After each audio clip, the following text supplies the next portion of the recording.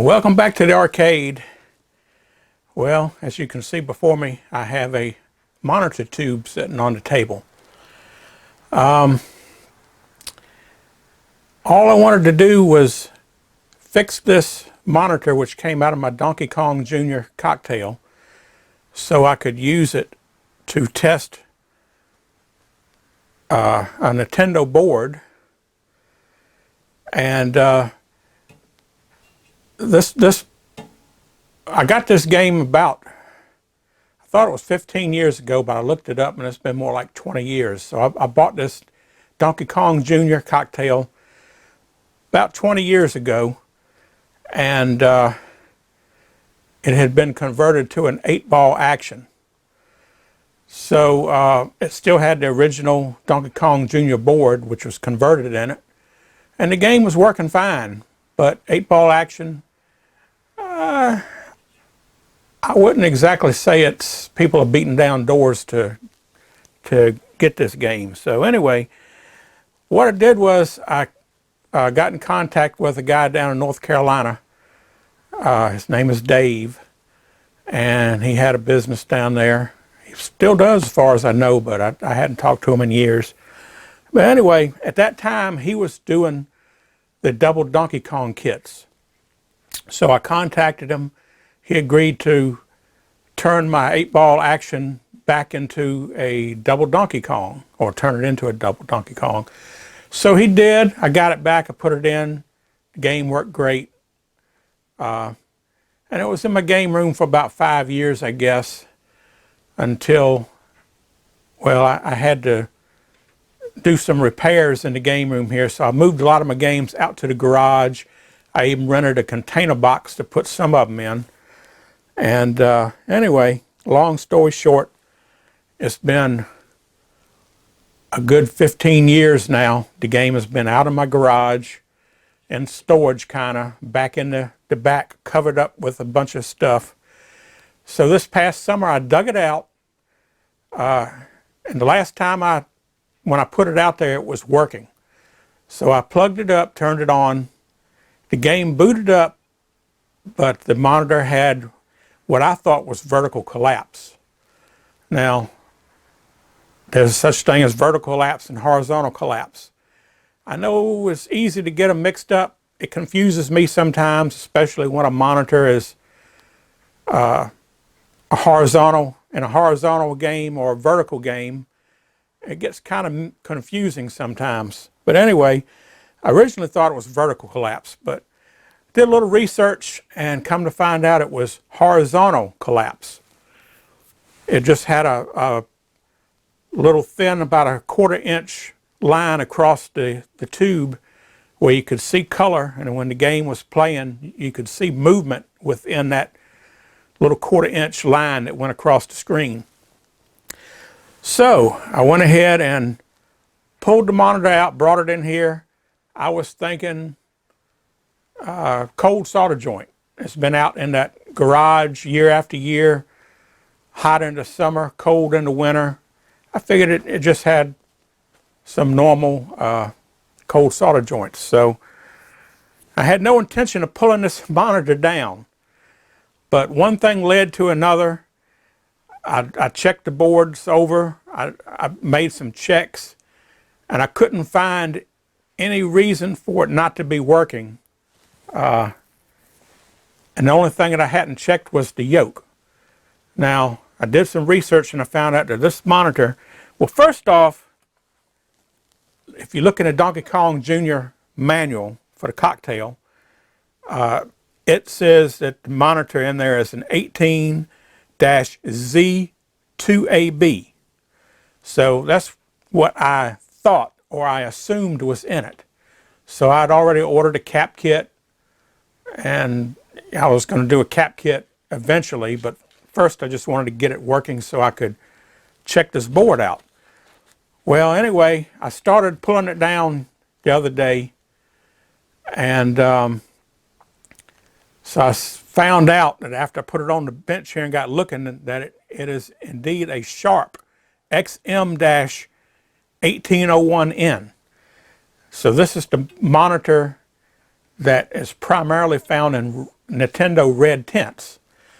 So I don't know if this came in this game from the factory, or if somebody had once upon a time replaced the monitor. Now somebody had been in the monitor, because I had never done anything to this monitor. The game worked when I got it, but it only had 2 screws holding the monitor in. So somebody has changed or had the monitor out before. And I'm thinking that that they just put a red tint monitor in here years ago. Now this is, I've had it for 20 years now, so this was a long time ago when this was put in. So anyway, my cap kit's no good because it's for a different monitor. So I went ahead, before I found out the yoke was bad, I've ordered a new cap kit for this monitor, plus I ordered everything that can possibly go wrong with this monitor, because I figured I'd have it here in case I needed it when I went through the board or whatever. So I got all that stuff coming. Hadn't come yet.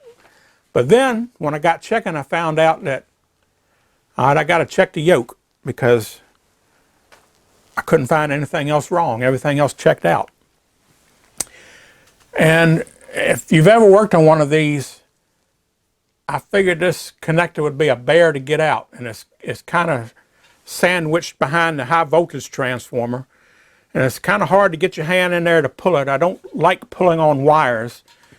So I started taking screws out. I said, well, I'll take one of the cross brackets off. Here's one of the cross brackets that bolt on. Well, actually, this is the top. No, this is the bottom. Well, anyway, whatever. They go on here, and they hold the cover on that keeps the neck from getting broke. Okay. So I started taking one of them off. I got a little more access, and I said, well, let me get this other one out the way. So I got the other one out the way.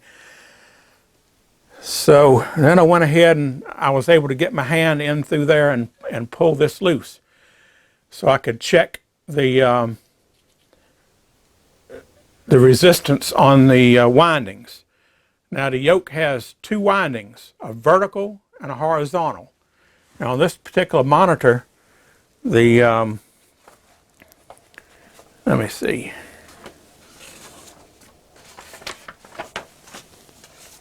Well, I thought I had, yeah, I got it. Well, I thought I had it written down here. Yeah. The yellow and green wires are the vertical.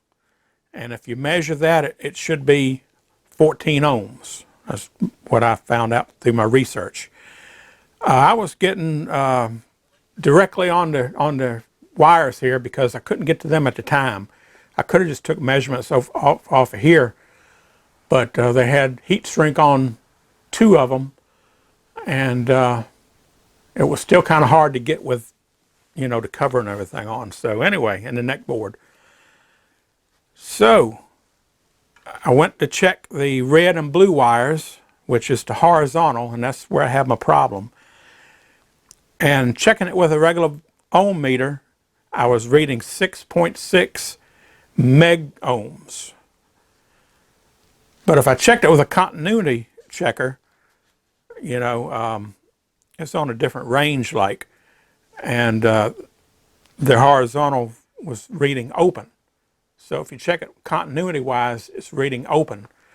But if you check it, check the vertical, I was still getting actually 13.6 on continuity. But anyway, so that tells me that I have a break in the wire, and it's probably some corrosion or something doing some conducting between the break that's bringing that reading up to 6.6 meg ohms. So this is where I stand. I got a bad yoke, and these monitors are, I hate to say the word rare, but they're out there, but you have to find somebody that's willing to part with parts. They are kind of rare, so people tend to like to hang on to them, and I can totally understand that, because especially if you have a red tint Well, Red Tent has 2 of these monitors in it. So, you know, and with the rate that these yokes go bad, well, if you got the games, you can always, hopefully you never need them, but if you need them and you got them, you know, you're not going to get rid of them. So anyhow, with that said, let me go ahead and I'm going to check this one more time. And first I'm going to check the 2 lower ones here are the vertical. So if I check the vertical,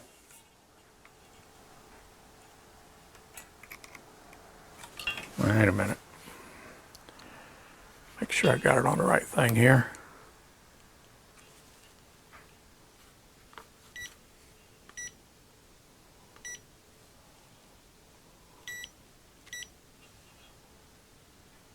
Okay.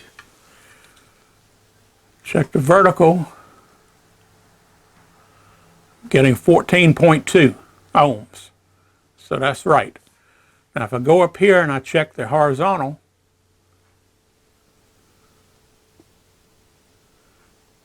now this keeps changing because I believe behind this connector there's a capacitor. I believe I've seen it on the schematics. But right now it's reading 5.38 megs. So it's definitely not right. So first thing I'm going to do is maybe it can be fixed. If it has a break somewhere to where it's accessible and you can see it, maybe it's repairable. I kind of doubt it, but you never know. So what I need to do is I got to remove the convergence rings and then I got to remove the yoke itself. So this screw looks a little rusty, so I'm going to take my brass brush here and I'm just going to real easily here sort of brush up these threads a little bit, hopefully make it a little easier to come loose. And this one don't look too bad right here. But what I did notice, whatever this is right here, it's rust all over that. So I don't know if you can see that or not.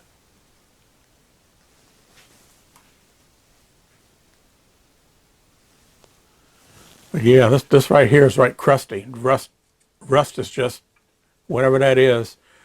Maybe it's some kind of little clip that holds the yoke together. I don't know. So, but we're going to find out. So let me go ahead and see if I can remove this thing. And if I look for orientation, I can look back at this video. Here is where the anode cup goes.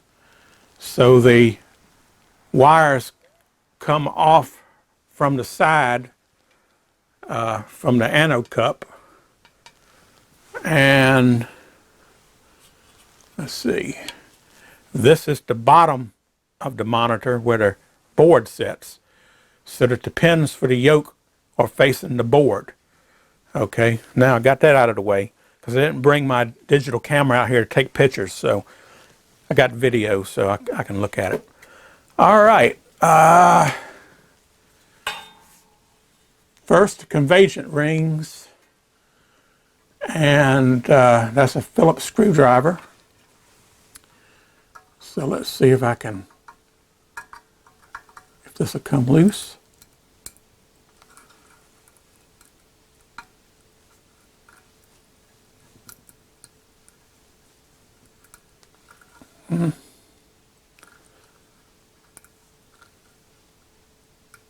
That's rather tight. All right, let me see if I can get a little drop of oil or some kind of lubricant on there. I'll be right back. Okay, well, the only thing I could find handy was some deoxit. So I'll put some deoxit. This is also a lubricant, but it's a pricey lubricant.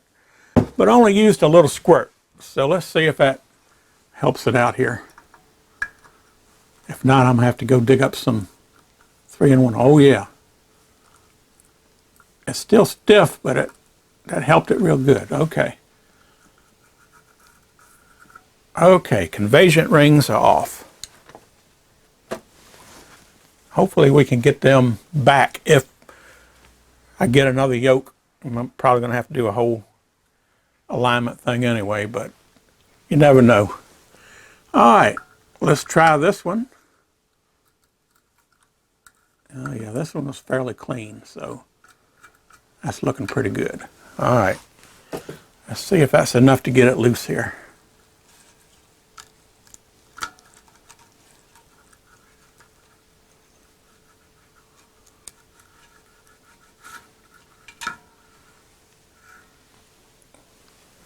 Okay.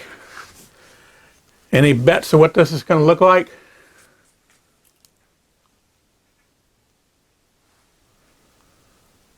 Well, actually, it don't look as bad as I was thinking it would, but I still see some corrosion. So, a little corrosion right there.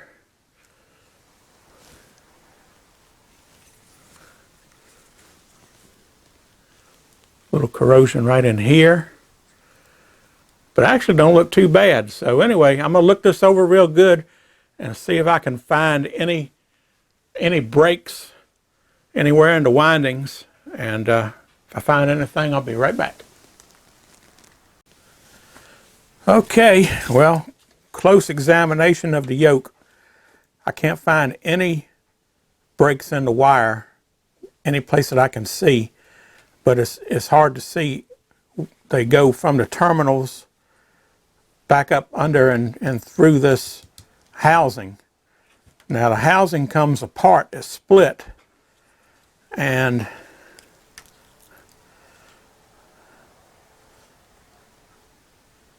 I don't know, this piece of metal right here looks like it's in there sideways.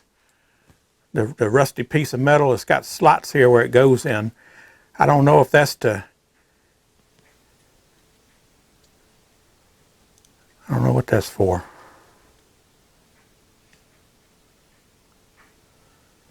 It's not in the split, so it has nothing to do with it holding it together. This side looks like it has a piece missing maybe that used to hold on here, just like this terminal right here. This terminal can pop off and it can come apart. But you have the horizontal windings are the ones that's on the inside, and the vertical are on the outside. And the vertical look like they are wrapped around this metal ring, and the metal ring looks like it'll come off.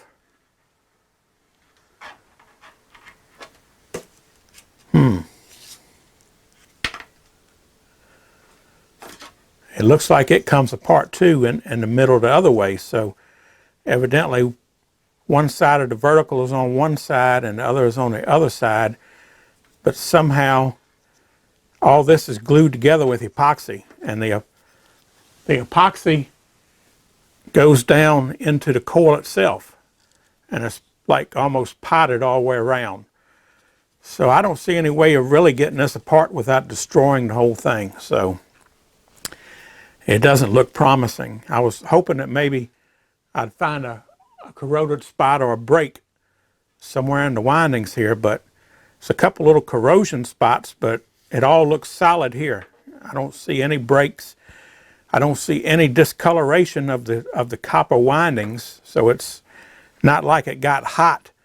I've heard some people say that their windings actually heated up, shorted out or whatever, and smoke was coming from them, but this doesn't look like it has that type of failure. I'm wondering if it's maybe just where these wires here, the magnet wires, go from the terminal and loop around here and back around, and then go in this side here, and then they got another wire for the other coil that goes all the way around to the other side and disappears underneath here. So you got basically 2 wires hooking to this terminal and 2 hooking to this terminal. Each one is one side of the windings under here. So you got 2 windings, right side and the left side, or up and down, however you want to look at it. You got 2 horizontal windings, so each one of these have 2 wires coming off each one. So it's 4 wires coming off of these 2 windings. So you got 2 of them go to this terminal and 2 of them go to this terminal. So that's easy enough there. Now I could probably try to unsolder the wires from these terminals and unwind it back, and maybe I could